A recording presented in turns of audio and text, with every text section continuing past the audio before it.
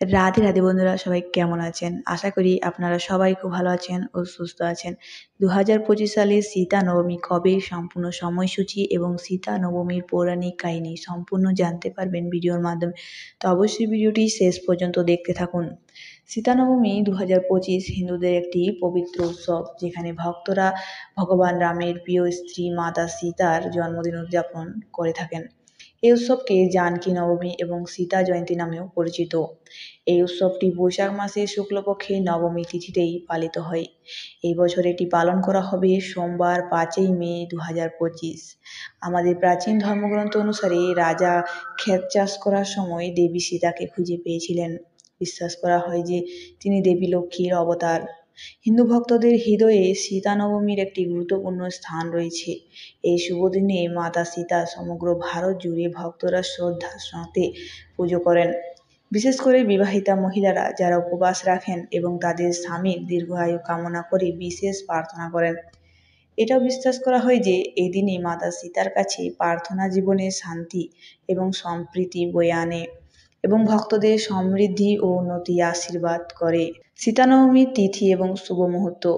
বৈশাখ শুক্ল নবমী তিথি 5ই মে 2025 সোমবার সকাল 11:59 শুরু হচ্ছে এবং এই তিথি শেষ হচ্ছে 6 মে মঙ্গলবার দুপুর 12:07।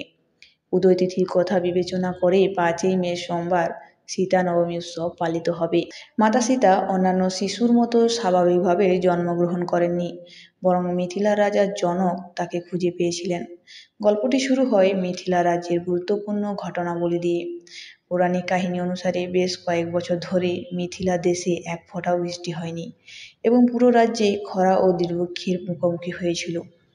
জমি শুকিয়ে গিয়েছিল, ফসল শুকিয়ে গিয়েছিল এবং মিথিলার মানুষ তাদের সমস্ত আশা হারিয়ে ফেলেছিল। রাজা জনক তার প্রজাদের দুঃখ কষ্ট লক্ষ্য করে সে সময় হতাশ, বিচলিত এবং অত্যন্ত অসহায় পড়েন। মিথিলার ক্রমশ অবনতিশীল অবস্থা দেখে ঋষিরা রাজা জনককে সোনার লাঙ্গল ব্যবহার করে নিজের ক্ষেত চাষ করতে বললেন, যাতে রাজ্যটি দেবতা ইন্দ্রদেবের আশীর্বাদ লাভ করতে পারেন। এরপর রাজা জনক জমি চাষ শুরু করেন এবং হঠাৎ তার লাঙ্গলটি একটি বাক্সের আঘাত করে। তিনি বাক্সটি খোলার সাথে সাথে একটি অলৌকিক ঘটনা ঘটে। মাটি থেকে একটি শিশুকন্যা বেরিয়ে আসে এবং ঐশ্বরিক আলোয় স্নান করে।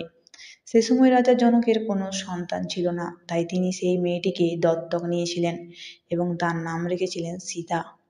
রাজা জনকের কন্যা হিসাবে তাকে জানকীজি নামেও সম্বোধন করা হতো।